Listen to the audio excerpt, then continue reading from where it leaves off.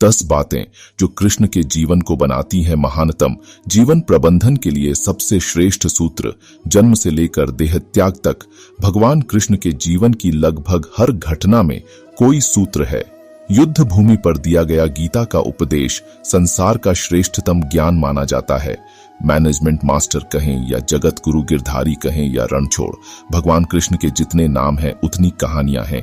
जीवन जीने के तरीके को अगर किसी ने परिभाषित किया है तो वो श्री कृष्ण है। कर्म से होकर परमात्मा तक जाने वाले मार्ग को उन्हीं ने बताया है। संसार से वैराग्य को सिरे से नकारा, कर्म का कोई विकल्प नहीं, ये सिद्ध किया। कृष्ण कहते हैं, मैं हर हाल में आता हूं, जब पाप और अत्याचार का अंधकार होता है तब भी, जब प्रेम और भक्ति का उजाला होता है तब भी। दोनों ही परिस्थिति में मेरा आना निश्चित है। वैसे तो कृष्ण का संपूर्ण जीवन ही एक प्रबंधन की किताब है, जिसे सैकड़ों हजारों बार कहा सुना जा चुका है। कुरुक्षेत्र में 2 सेनाओं के बीच खड़े होकर भारी तनाव के समय कृष्ण ने अर्जुन को जो ज्ञान दिया वो दुनिया का श्रेष्ठतम ज्ञान है। गीता का जन्म युद्ध के मैदान में 2 सेनाओं के बीच हुआ। जीवन की श्रेष्ठतम बातें भारी तनाव और दबाव में ही होती हैं। अगर आप दिमाग को शांत और मन को स्थिर रखने की कोशिश करें तो सबसे बुरी परिस्थितियों में भी आप अपने लिए कुछ बहुत बेहतरीन निकाल पाएंगे। ये कृष्ण सिखाते हैं। गीता पढ़ने से पहले अगर इसी बात को समझ लिया जाए तो गीता पढ़ना सफल हुआ। कृष्ण का जीवन ऐसी ही बातों से भरा पड़ा है। जरूरत है नजरिए की। उनका जीवन आपके लिए माइथोलॉजी का एक हिस्सा मात्र भी हो सकता है और आपका पूरा जीवन बदल कर रख देने वाला ज्ञान भी। आवश्यकता हमारी है, हम उनके जीवन से लेना क्या चाहते हैं। कृष्ण मात्र कथाओं में पढ़ा या सुना जाने वाला पात्र नहीं है, वो चरित्र और व्यवहार में उतारे जाने वाले देवता हैं। कृष्ण से सीखें कैसे जीवन को श्रेष्ठ बनाया जाए। 10 बातें हैं जो अगर व्यवहार में उतार लीं तो सफलता निश्चित मिलेगी। 1. शुरू से अंत तक जीवन संघर्ष ही है। कारागृह में जन्मे कृष्ण, पैदा होते ही रात में यमुना पार कर गोकुल ले जाया गया। तीसरे दिन पुतना मारने आ गई।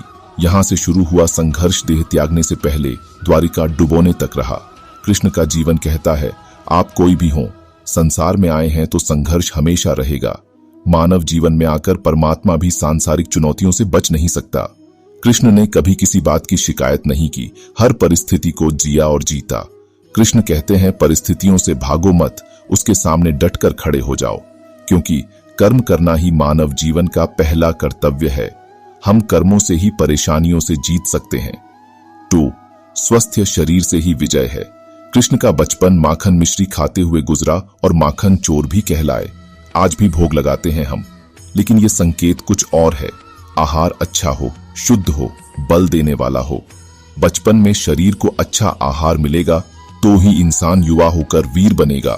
शरीर को स्वस्थ रखना है तो बचपन से ध्यान देने की जरूरत है। ये पेरेंटिंग के दौर से गुजर रहे युवाओं के लिए बड़ा मैसेज है। अपने बच्चों को ऐसा खाना दें जो उनको बल दे। सिर्फ स्वाद के लिए ही ना खिलाएं, तभी वे बड़े होकर स्वयं को और समाज को सही दिशा में ले जा पाएंगे। 3. पढ़ाई किताबी ना हो, रचनात्मक हो। कृष्ण ने अपनी शिक्षा मध्य प्रदेश के उज्जैन में सांदीपनि ऋषि के आश्रम में रहकर पूरी की थी। कहा जाता है 64 दिन में उन्होंने 64 कलाओं का ज्ञान हासिल कर लिया था। वैदिक ज्ञान के अलावा उन्होंने कलाएं सीखी। शिक्षा ऐसी ही होनी चाहिए जो हमारे व्यक्तित्व का रचनात्मक विकास करे। संगीत, नृत्य, युद्ध सहित 64 कलाएं कृष्ण के व्यक्तित्व का हिस्सा हैं। बच्चों में कोरा ज्ञान ना भरे, उनकी रचनात्मकता को नए आयाम मिले, ऐसी शिक्षा व्यवस्था हो। 4. रिश्तों से ही जीवन है, बिना रिश्तों के कुछ नहीं। कृष्ण ने जीवन भर कभी उन लोगों का साथ नहीं छोड़ा जिनको मन से अपना माना। अर्जुन से वे युवावस्था में मिले, ऐसा महाभारत कहती है, लेकिन अर्जुन से उनका रिश्ता हमेशा मन का रहा। सुदामा हो या उद्धव, कृष्ण ने जिसे अपना मान लिया उसका साथ जीवन भर दिया। रिश्तों के लिए कृष्ण ने कई लड़ाइयां लड़ी और रिश्तों से ही कई लड़ाइयां जीती। उनका सीधा संदेश है, सांसारिक इंसान की सबसे बड़ी धरोहर रिश्ते ही हैं। अगर किसी के पास रिश्तों का ठाती नहीं है तो वो इंसान संसार के लिए गैर जरूरी है। इसलिए अपने रिश्तों को दिल से जिएं, दिमाग से नहीं। 5. नारी का सम्मान समाज के लिए जरूरी। राक्षस नरकासुर का आतंक था। करीब 16,100 महिलाओं को उसने अपने महल में कैद किया था। महिलाओं से बलात्कार में उसे सुख मिलता था। कृष्ण ने उसे मारा, सभी महिलाओं को मुक्त कराया, लेकिन सामाजिक कृतियां तब भी थीं। उन महिलाओं को अपनाने वाला कोई नहीं था। खुद उनके घर वालों ने उन्हें दूषित मानकर त्याग दिया। ऐसे में कृष्ण आगे आए, सभी 16 सहराजिए 100 महिलाओं को अपनी पत्नी का दर्जा दिया, समाज में उन्हें सम्मान के साथ रहने के लिए स्थान दिलाया। कृष्ण ने हमेशा नारी को शक्ति बताया, उसके सम्मान के लिए तत्पर रहे। पूरी महाभारत नारी के सम्मान के लिए ही लड़ी गई। आप कृष्ण भक्त हैं तो अपने आसपास की महिलाओं का पूरा सम्मान करें। कृष्ण की कृपा पाने का यह सरलतम मार्ग है। 6. आपके मतभेद अगली पीढ़ी के लिए बाधा ना बने। कम ही लोग जानते हैं कि जिस दुर्योधन के खिलाफ कृष्ण ने आजीवन पांडवों का साथ दिया, उसकी मौत का कारण भी कृष्ण की कूटनीति बनी। वही दुर्योधन रिश्ते में कृष्ण का समधी भी था। कृष्ण के पुत्र सांब ने दुर्योधन की बेटी लक्ष्मणा का अपहरण करके उससे विवाह किया था। क्योंकि लक्ष्मणा सांब से विवाह करना चाहती थी, लेकिन दुर्योधन खिलाफ था। सांब को कौरवों ने बंदी भी बनाया था। तब कृष्ण ने दुर्योधन को समझाया था कि हमारे मतभेद अपनी जगह हैं, लेकिन हमारे विचार हमारे बच्चों के भविष्य में बाधा नहीं बनने चाहिए। 2 परिवारों के आपसी झगड़े में बच्चों के प्रेम की बलि ना चढ़ाई जाए। कृष्ण ने लक्ष्मणा को पूरे सम्मान के साथ अपने यहां रखा। दुर्योधन से उनका मतभेद हमेशा रहा, लेकिन उन्होंने उसका प्रभाव कभी लक्ष्मणा और सांब की गृहस्थी पर नहीं पड़ने दिया। 7. शांति का मार्ग ही विकास का रास्ता है। कृष्ण ने महाभारत युद्ध के पहले शांति से समझौता करने के लिए पांडवों और कौरवों के बीच मध्यस्थता की। हालांकि दोनों ही पक्ष युद्ध लड़ने के लिए आतुर थे, लेकिन कृष्ण ने हमेशा चाहा कि कैसे भी युद्ध टल जाए। झगड़ों से कभी समस्याओं का समाधान नहीं होता है। शांति के मार्ग पर चलकर ही हम समाज का रचनात्मक विकास कर सकते हैं। कृष्ण ने समाज की शांति से मन की शांति तक दुनिया को यह समझाया कि कोई भी परेशानी तब तक मिट नहीं सकती जब तक वहां शांति ना हो, फिर चाहे वो समाज हो या हमारा खुद का मन। शांति से ही सुख मिल सकता है, साधनों से नहीं। 8.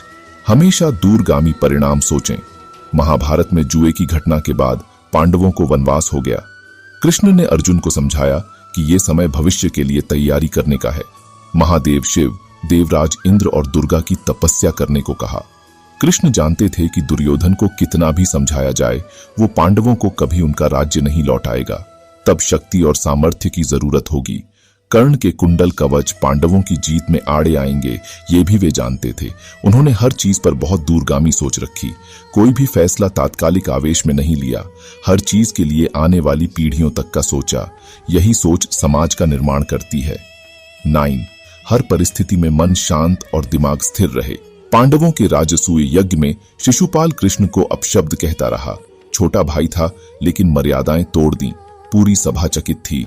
कुछ क्रोधित भी थे, लेकिन कृष्ण शांत थे, मुस्कुरा रहे थे। शांति दूत बनकर गए तो दुर्योधन ने अपमान किया। कृष्ण शांत रहे। अगर हमारा दिमाग स्थिर है, मन शांत है, तभी हम कोई सही निर्णय ले पाएंगे। आवेश में हमेशा हादसे होते हैं, ये कृष्ण सिखाते हैं। विपरीत परिस्थितियों में भी कभी विचलित नहीं होने का गुण कृष्ण से बेहतर कोई नहीं जानता। 10. लीडर बने, श्रेय लेने की होड़ से बचें। कृष्ण ने दुनिया भर के राजाओं को जीता था। जहां ऐसे राजाओं का राज था जो भ्रष्ट थे, जैसे जरासंध, लेकिन कभी किसी राजा का सिंहासन नहीं छीना। कृष्ण के पूरे जीवन में कभी ऐसा नहीं हुआ कि उन्होंने किसी राजा को मारकर उसका शासन खुद लिया हो। जरासंध को मारकर उसके बेटे को राजा बनाया, जो चरित्र का अच्छा था। सभी जगह ऐसे लोगों को बैठाया जो धर्म को जानते थे। कभी किंग नहीं बने, हमेशा किंग मेकर की भूमिका में रहे।